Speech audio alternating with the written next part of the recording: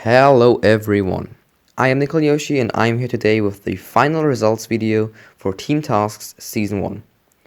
We again had 26 contestants and 7 teams which fought for a good placement near Peach's Castle in the Mushroom Kingdom. There were several interesting routes and still 7 unique routes, although we got very close to a route double this time. So let's just look at some objectives. Or actually, I can really feel that you are all very excited about knowing this season's winner, since it isn't really that obvious. So let's cover this first. Okay, so a quick revision. The 3 contestants we were looking for were Swimmin, Xeefler and Carbon, competing in Team Daisy, Donkey Kong and Mario. It was guaranteed that one of them was the winner of this season. However, 6 more people had a slight chance in getting onto the podium. But as 91% of you guessed correctly, that didn't happen. So now that we know that the 3 are on the podium, here comes the most important question. In which sequence do these people appear on the podium? And I can already reveal that, oh boy, was this close. The only thing we know for sure regarding the points is that first place always gets 100 points and that last place always gets 20 points. And since Team Mario won, that means that Carbon's total points will be just short of 500, to be precise 499. Xeefler had quite a big lead over Carbon, however he only got second place with Team Donkey Kong being several seconds slower than Carbon. Was it still enough to surpass him? Let's find out.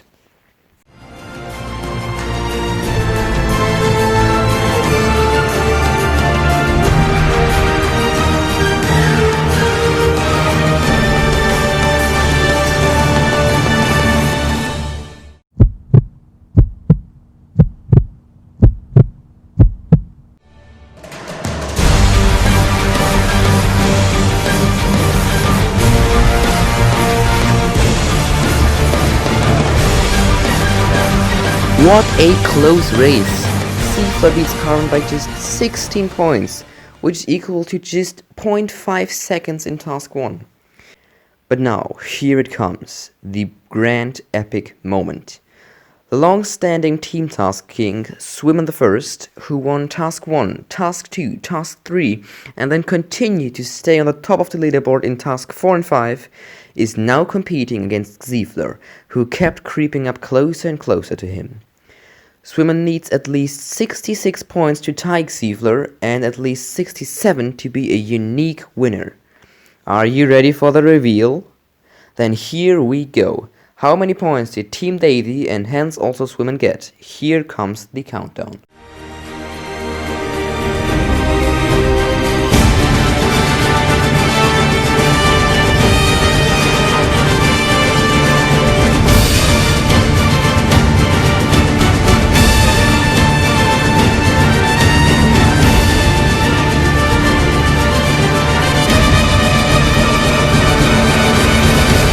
Xeefler wins Team Tasks Season 1. What just happened?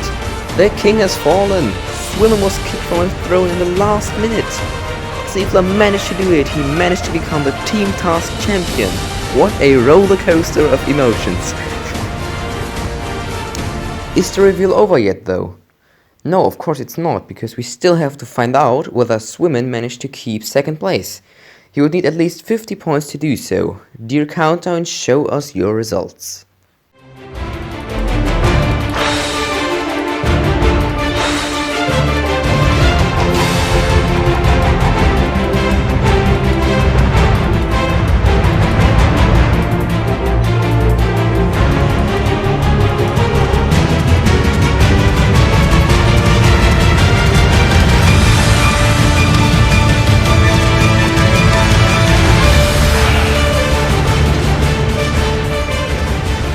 He falls down another step by just 4 points. What a bummer for Swimmin, but also what a progress moment for Carbon. Congratulations Carbon on runner-up of TeamTasks, and finally Swimmin, congratulations to the bronze medal. In the end, all of you three did an incredible job, being over 60 points ahead of 4th place, as well as having won half of all the tasks.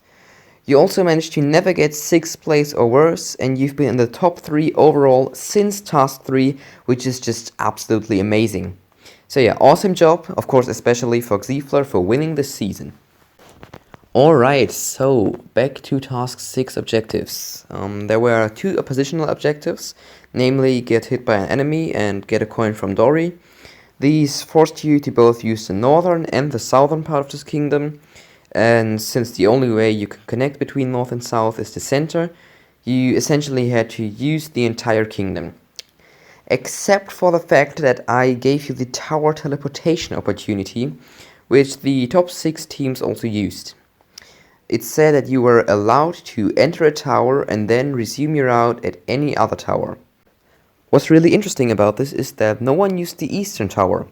Poor Mecha Wiggler waiting for someone to visit them. Actually no, you deserve that for killing all my 80% runs, you piece of robot. Regarding the routes, you can see that all checkpoints as well as 3 towers and 2 sub-areas were used. We can also see 2 almost identical routes by our 2 bros, Mario and Luigi.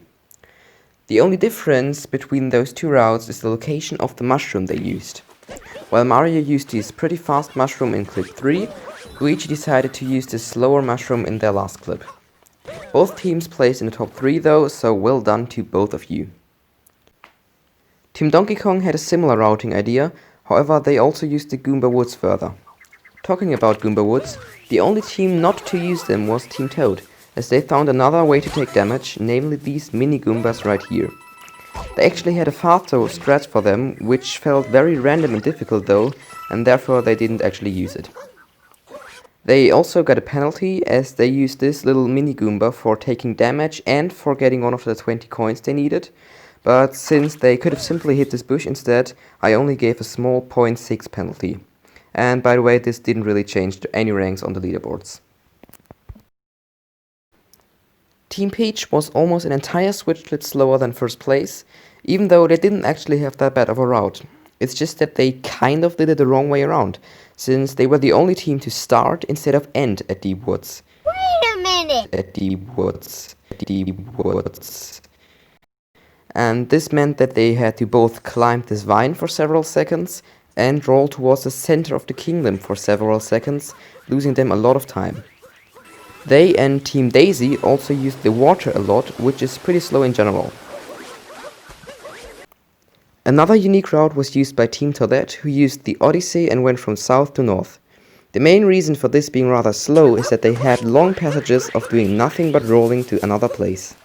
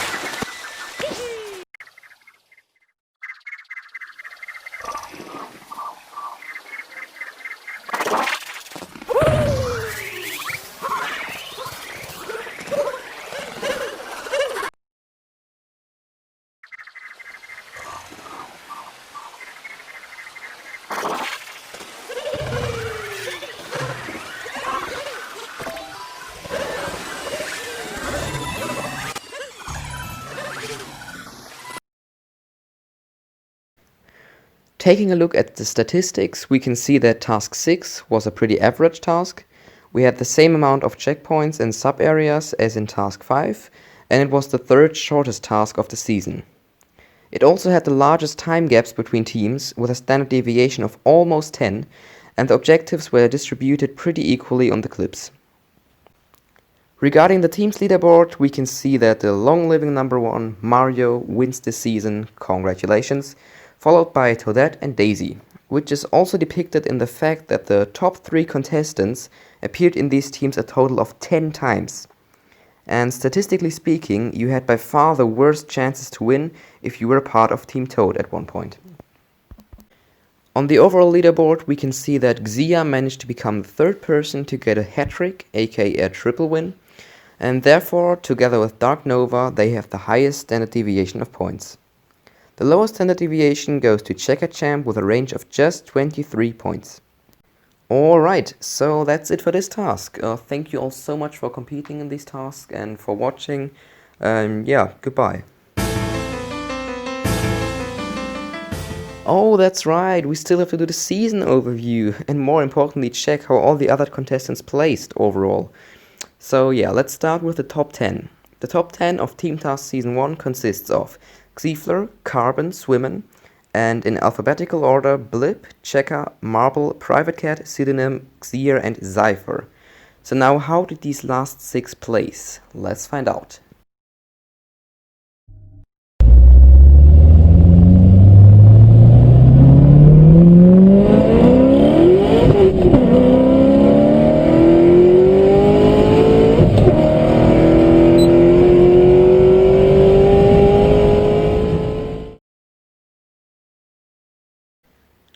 And there you go. Blip joins the finalists and Xia manages to hop into the top 5. But hold on, where's Phoenix? He was a finalist after both task 4 and 5. What happened? Oh hell no, he fell all the way down to 11th. Can we have an F please? Anyways, he is followed by G4 and Pit, who appears to be the best ranking person with 5 participations. Right behind him there's Mobby, Leo, Alex, Rhino, Selov and Snack, who appears to be the best ranking person with 4 participations, and then Agron, Nova, Deset, Everett, Fathom, Talkdrift, and finally Eagle. I want to give a huge and enormous thank you to all of the people which are already mentioned for competing in over half of all the tasks. You were the ones that made the season possible, so insanely competitive, fun to host, and hopefully also fun to compete in. But of course, I also want to really thank Marsh, who's the best contestant with 2 participations, Chimp, Stefx, who's the best contestant with 1 participation, Jinx, Colts, Pants, Cini, and even SMG4, who I think is the first person ever to have a negative score in a task series. It was really nice seeing new faces every now and then who mixed up teams and helped Team Donkey Kong to stay alive. In Season 1 of TeamTasks, I have received a large grand total of 156 clips from 33 individuals. This means that on average, everyone submitted 4.7 clips, ranging from 1 clip by Stefx and Jinx to 8 clips by Marble. The average task length was 42.5 seconds, with an average clip length of 10.64 seconds. Task times ranged from a bit over 30 seconds to almost 58 seconds. Meanwhile, clip times ranged from 2.27 up to roughly 24 seconds. By far the shortest clip was the last clip, followed by the first, third and second clip. Checkpoints were used a tiny bit more often than sub-areas, with an average of 5 individual checkpoints and 4 individual sub-areas per task. Objectives were also distributed almost equally on all clips. All clips together sum up to an insane amount of 28 minutes, 28 seconds and 500 milliseconds of pure gameplay and another rough 10 minutes of loading time. The largest range of clip times with over 18 seconds was achieved by Team Daisy in Task 4 and the smallest one with just under 3 seconds by Team Toadette in Task 3. Team Daisy of Task 1 was the only team ever to do 3 objectives on each of the 4 clips. Alright, that's it for stats. Now I just want to quickly show you why my point system that I created is literally awesome. Okay, so here you can see the final leaderboard if I use the point system 10, 8, 6, 5, 4, 3, 2 based on ranks and not on times, so just the general point system that most task creators use. And as you can see, the top 3 are still the same, and afterward is also roughly the same. However, we have 1, 2, 3, 4, 5, 6, 7, 8 ties, of which 6 are true ties which cannot be broken. And by the way, after task 5, there even were 2 triple ties. So yeah, Leo, for season 2, I recommend keeping my system.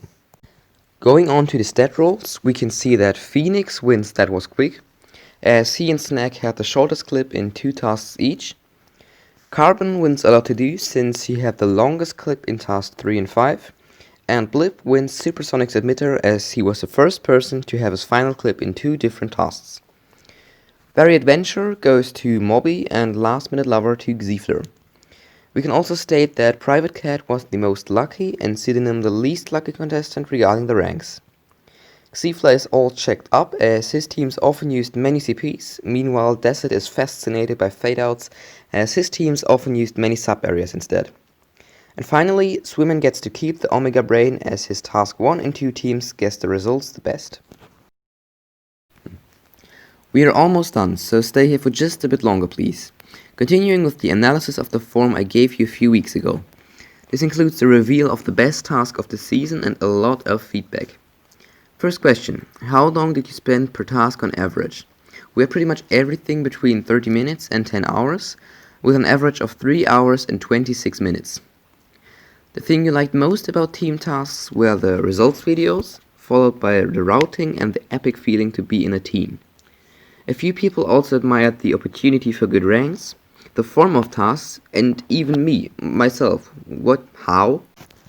Anyways, the worst thing about TeamTasks by far were quite obviously the inactive contestants, and this was even mentioned by a couple inactive contestants themselves, who apologized for doing it. Apart from that, some of you didn't like that routing was so difficult, that many teams did routing decisions in the very last minute, and apparently also just task 2 in general. And also all of these things right here. About the results videos, you especially liked voiceover and routing analysis, as well as comparisons and statistics. What you rather didn't appreciate were the leaderboard analysis and the objective explanations. You also mentioned loads of other not so cool things, including the team's leaderboard, the delay obviously, and the grey background of the videos. And by the way, I decided to keep my style for this last results video to have a bit more uniformity. For season 2 though, I'd recommend Leo to change these things. Oh, and I highly appreciate the fact that you apparently watched the videos for over 92% on average. Note that I won't do a video about the making of results video, as only a small majority of 60% were interested. Now let's find out about the ranking of the tasks. Last place, by a lot, and I mean a lot, goes to task 4. I honestly didn't expect that, and I also don't quite understand why, but okay, I guess. In 5th place we have task 6. Nothing much to say about this. 4th place was taken by task 2 for a long time, until I entered the last few votes, when it suddenly surpassed task 5, which was 3rd previously. This was another big surprise for me. I expected task 5 to do very well, especially because of the cannon objective, and I expected task 2 to do rather bad due to all the problems it had. And now it's time to reveal the best task of TeamTasks Season 1. Both task 1 and 3 got very good ratings, but one just seemed to be slightly better in your opinion. And that one epic task who can call itself the best task of TeamTasks Season 1 is the very first task. The reason for this is very likely that the hype was just insane back then, and it's kind of sad to see this graph, but oh well, at least task 1 and 3 seem to be epic. There are several people which got very good ratings, but one just completely stands out. A rating almost twice as good as 2nd place, with 9 individual mentions in the contestants you want to especially mention part. And that person is NFS Carbon 126. Congratulations, you are the nicest and most admired contestant of TeamTasks. You were especially mentioned for being helpful, motivational, and really active at discussing and creating routes. The 2nd nicest contestant is Xeefler, with a large amount of 5 special mentions for being very good and active. Well done. In 3rd place, we for the first time see someone who isn't from the top 3, namely Lord Snack. He also got a total of 3 special mentions for being reliable, humble, and also super enthusiastic. In 4th place there is Swimmen with 1 mention for being a very cool guy in general, followed by Cypher and Mobby. 7th place with another 4 special mentions goes to Agron. He was mostly described as very helpful in general. Closing the top 10 we have Stefhex with mention for getting a really good clip despite being new, Colts, and in 10th place Blip, who also got 3 special mentions for being helpful but at the same time inclusive in that he ensured everyone was involved in routing. Finally, there were 4 more special mentions, 1 each for the following people. Marble for contributing a lot in routing and conversation, Nova for being rather new and yet pretty good, Synonym for being great overall, and Checker Champ for being a good team leader. I will not cover all the other ranks, since some people might not want that. If you want to know how you placed, simply DM me and I'll tell you.